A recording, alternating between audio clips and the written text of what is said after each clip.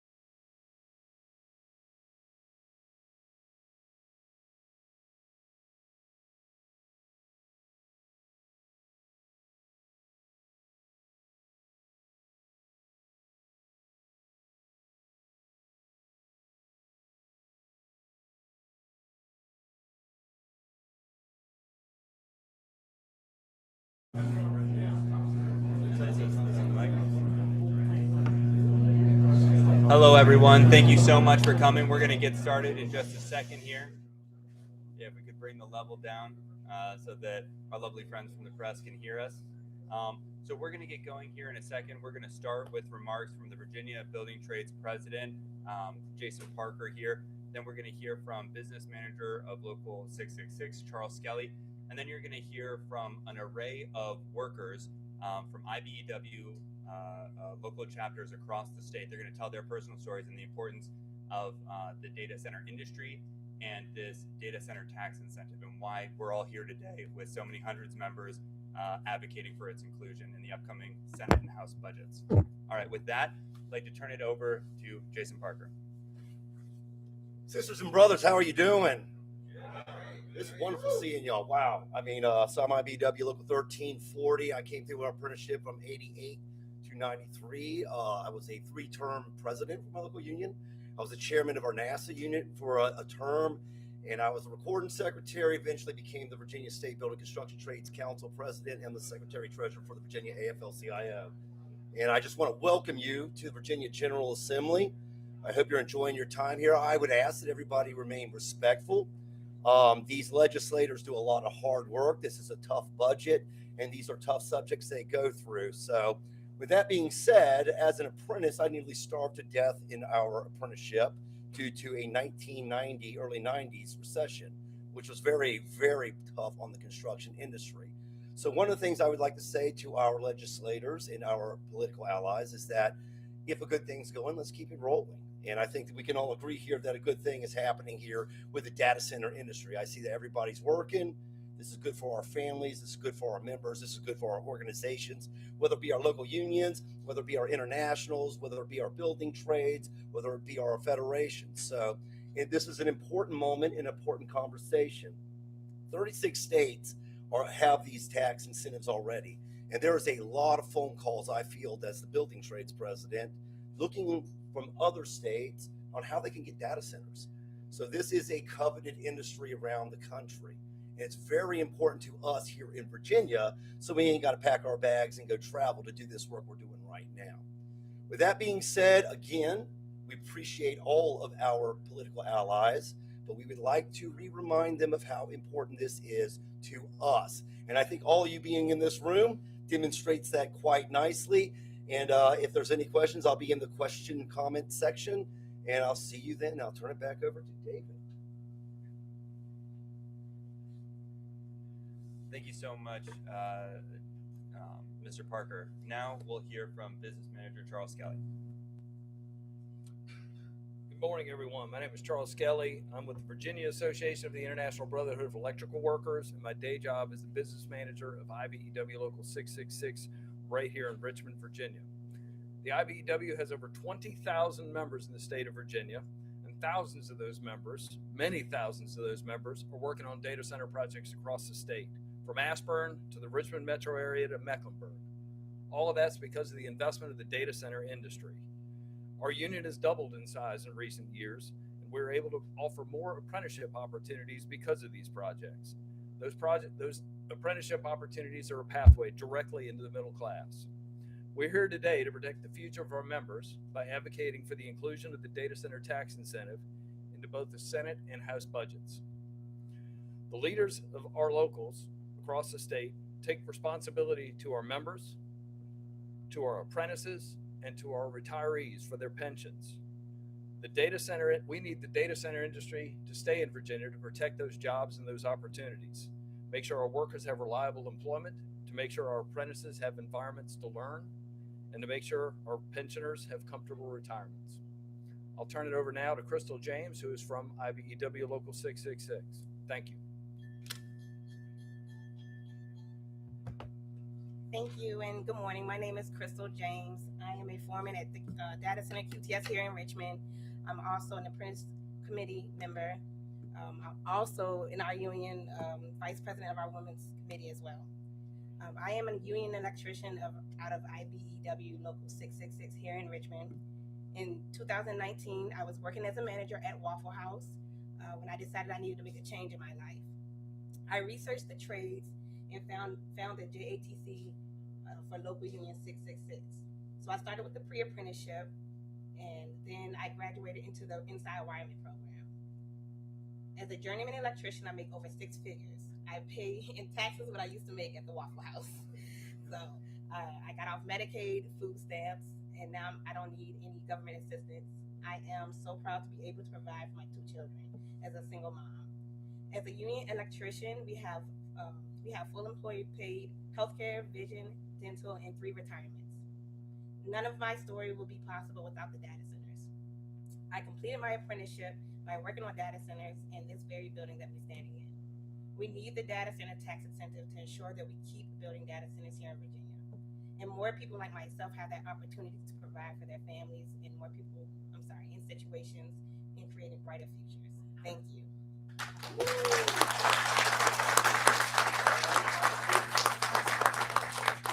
All right, now we're going to hear from a first-year apprentice from us up in Local 26. Come on down. Thank you, everyone. My name is Quake. I go by Q. I'm a first-year apprentice in Local 26. So I started out with an IT background, actually. I was a network administrator, doing a lot of work that involves these data centers. But over time, that work started drying up as the data centers continued to be built and tasks were continuing to be automated. The work started slowing down. It became harder to move around in IT. And I needed to find a career, something that I could actually provide for my family with, 20, 30 years down the road. My brother was actually an apprentice in Local 26 during that time, and he had already started, but I was still stuck on just trying to make it work in IT. And it took me a couple of years to finally realize that just wasn't going to work out for me. I needed to find something stable, something that worked. And last year, I decided to take the aptitude test. I got into the apprenticeship, and I've been an apprentice ever since. And it's honestly been the best decision I've made in my life so far. Just as not only is the pay amazing, but there's also the benefits that come with it too. Like we said earlier, there's the pensions, the 3 pensions, there's the healthcare, the vision, the dental, and then there's that union brotherhood that we have. We're all gathered here. It's amazing, and it's literally probably the best decision I've made in my life so far. And I want to really highlight this about the data centers because this is one of our main sources of work. A lot of what we have going on, a lot of what we're able to do for our brothers in the union, that's possible because of the work we have. And that work primarily is the data centers. If we can't keep this tax exemption, we know for a fact that businesses, they're just going to pack their bags and they're going to go somewhere where they can make more money. I think we can all agree that businesses, they don't really care about making money for us.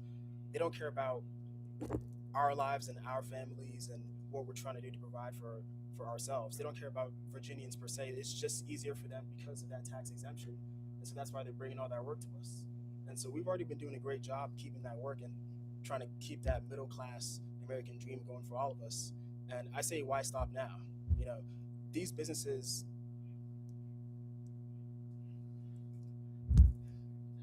they do want to make money for themselves, but if there's a way that we can continue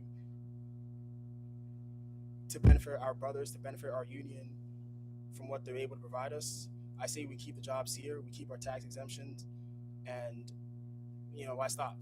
Let's keep the money here, and so that not just for me, but for other apprentices, for other people trying to join the union, they can have a career, they can have a life, and they can provide for their families, and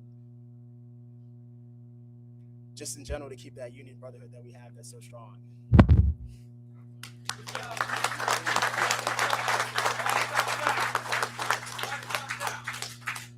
All right. Now let's keep making our way across the state. I'd like to bring up a brother from Local 1340.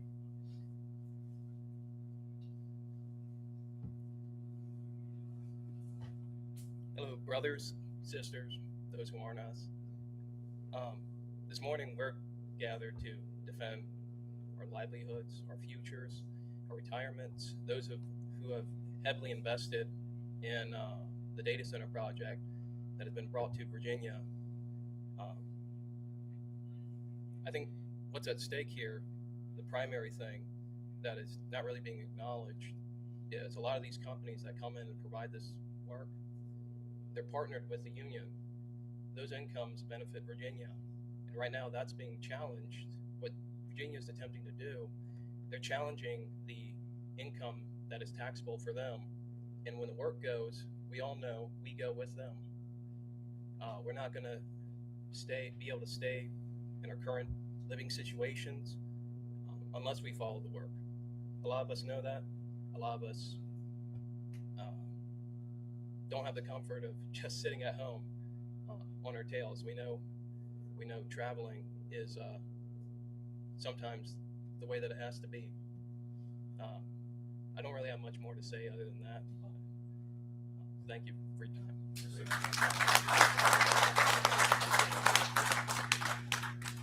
All right, to close out our testimony from members, I'm going to invite up brother from Local 80.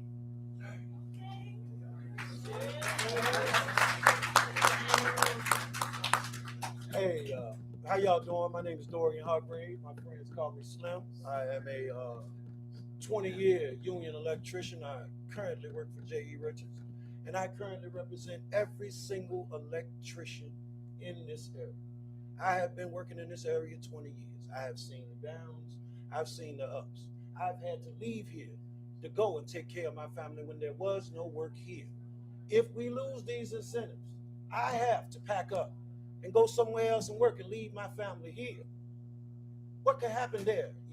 You say, well, no, that's a good thing. No, it's not. I could lose my wife. I could lose my family because I'm gone away from home and I'm not having that contact with my family because I don't have no jobs here in my home area.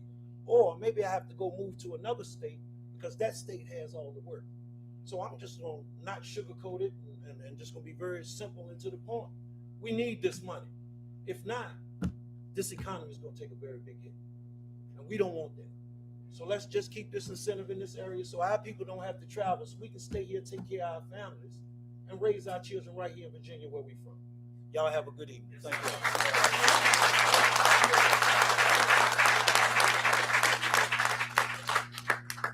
All right, our members told it better than any of us could, telling about their lived experiences and why this industry is so important. At this time, I guess we will open it up to a few questions. If I could get Charles and Jason up here to help answer them. Sorry, guys. So, talking to some of the senators who are proponents for this, they're saying that, you'll still be able to build the data centers. They are confident that they're not going to go anywhere. It may slow down new ones coming. And they're saying that this is part of making them pay their fair share. What's kind of your response to their thinking that way? There are states all over this, the 30. Oh, excuse me. Yep. The 36 or 37 states that are competitive for these data centers are going to make sure those incentives are out there so they get those data centers. The existing ones, they might not pack up and leave, but our jobs are in construction. We also maintain these facilities, but there are thousands and thousands of jobs in construction. So we're very concerned they're not going to build them here. To follow up on that, sort of, I know right now our utility bills haven't really hit with the data centers putting strain, but it is projected that they will, in the out years, create more cost for us in our utility bills if these data centers continue to grow the way they are. How do you guys kind of combat that issue as well? So I think the number one insulator to affordability is a good job. I think that, like, if you're going to have development, you're going to have a greater and greater power demand no matter what the development is. So the question is, what development's good enough for this? These things are clean. They're not heavy industrial. They're not belching stuff into the sky. This is good work. Their infrastructure, too, by the way. I don't know if you remember, Amazon went down and it affected like half the world. So when you think about some of the data center stuff, they may not leave. But if you take the infrastructure around DC, but when you start talking AI, they can very much so leave because there's a lag in response and it's not the instantaneous transactions. So that since we have the workforce here, as you can see, we would want to bring the industry more and more to Virginia and keep it where it was birthed, right here in Virginia. I'd also add that the JLARC study said the data centers have been paying their fair share. They just included a new rate class at the SEC. So that's a work in progress. I think folks are living in 2 years ago and things are changing rapidly. get us. I think you said that data centers make up a large portion of your work. Is there any way to quantify how much work you guys are getting from data centers? I think some people would say, oh, there will be other job opportunities out there. It sounds like you guys are saying data centers are the opportunity. Can you put into perspective just how much work you guys are getting from data centers? Data centers are electrically heavy. There's backups to backups, so there are thousands and thousands of electrician jobs. I have over 1,000 members in Central Virginia working on data centers right now, and I'm going to kick it to my brother Don on that. Hi, Don Slayman with Local 26. So, you know, the data center industry was born in this Commonwealth, and we want to keep it here. And our membership experienced this tremendous growth of this industry. In 2016, we worked 14 million hours, and in just last year, we worked 28 million hours. And this is in the face of rising interest rates, where you know there's a lot less commercial office construction, a lot less construction overall. So all of our growth has been generated by this industry. And there's a misnomer that nobody works in these buildings after they're built. A fourth of our members who are working in data centers are retrofitting and tinkering and working in those buildings all the time. And these components that are getting taxed and are bringing abundant revenue to our localities, those things, the evolution of those is so constant that we're constantly swapping them out. So there's all this work all the time. And these built data centers, they say there's nobody working there, but there's the most people in the building. We have 30 in every building working for 6 or 7 different contractors in any given day. There's 30 of us or more, and then you have the fitters, and then you have the security, and then you have the folks that are counted as permanent employees there who are monitoring the situation, but they contact us to work with the apparatuses. And then you'll have the custodial. And so, you know, like Charles said, 45% of the construction of a data center is electrical work. And another 15% of the guts is the mechanical. And this is almost done exclusively by union. And so this is a great, this digital infrastructure build out, unlike any infrastructure we've had before the 19th century. The railroads, it was indentured service workers were totally abused and violated, and even when they organized a railroad, those workers took 6 years to get recognized and accommodated. And then in the 20th century, the auto workers were brutalized, and before they got to try to get collective bargaining, get a voice on the job. But once they did, they set the standard for our industry. Their health care, their pensions set the standard for everyone. They paid for Earth Day. They paid for the March on Washington, the UAW. So, but it took a while. It took a fight. This industry, because of the partnership with electrical contractors and the mechanical contractors, because our contractors are members of ours who start their own businesses in many cases, because of that partnership, this industry, these jobs tomorrow being performed today are being done with labor. Labor is a stakeholder. And so this industry is something totally different and for how working people are treated. And you know, this is just a great opportunity for workers, and we have so many working that field.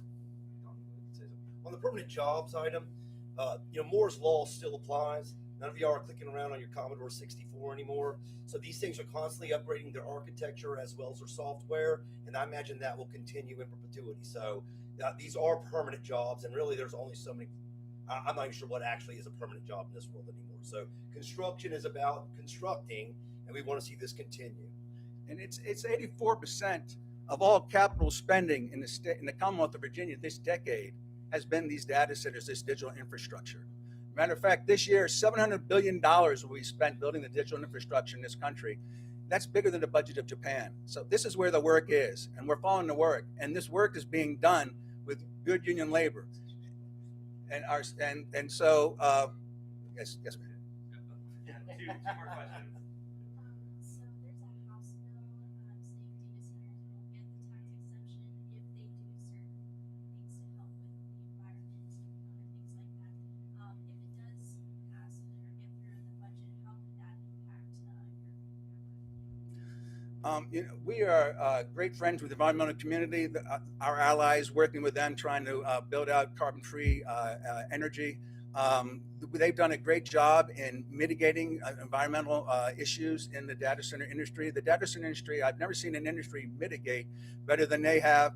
And so right now we're kind of reaching diminishing returns. And my fear is that this industry will be sent to with this tax exemption, and there's two draconian laws on the diminishing returns on what we can do with environmental concerns, that it'll go to places like Tennessee, where Elon Musk is running a data center with diesel generators. No data centers are ever operating in the state of Virginia on diesel generators. It's only turned on 6 hours a month as to make sure they're functioning. And so we have our relationship with the data center industries built with our friends in the environmental community. And so we think we have a great ecosystem going on in the Commonwealth of Virginia, and we don't want to upset that. And we feel that this industry is driven to other places in the country. We won't be able to mitigate those environmental concerns. We think we know how to get it done here in the Commonwealth of Virginia, working together. I would also add that this is one giant negotiations around a budget. It's a tough one. So you got to kind of watch the process. It's going to do what it does. There's a lot of different opinions, and this is the amalgamation of your government here. So it takes a lot of twists and turns, but we're positive, and we're very optimistic on everybody doing the right thing. All right, one more question. If anybody has one, we can be done. If you all need mustache or bald head tips, we got you. Thank you all so much for coming, and thank you so much to our members and our leadership who are here today. Really appreciate it. Good seeing you all.